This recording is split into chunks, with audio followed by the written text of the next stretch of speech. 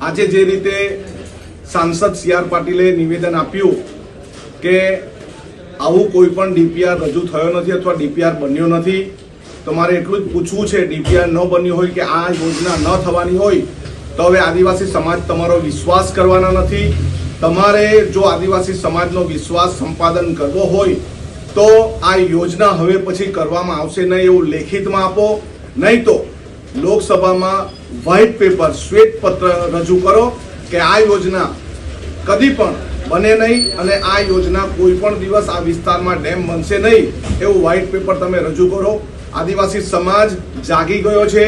Google પર તમે search કરો તો એનો ડીપીઆર બતાવશે, આ યોજના વિશેની માહિતી બતાવશે.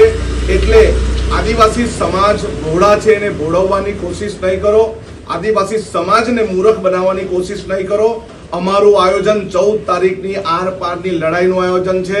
અમે એ દિવસે ધરમપુરમાં મોટામાં મોટી રેલી કાઢીને આદિવાસી સમાજનો જન આક્રોશ લોકો સુધી પહોંચાડીશું. અમે 1 ઇંચ જમીન કે 1 ઇંચ 1 બૂંદ પાણી આપવાના નથી, આટલું તમે સમજી લો.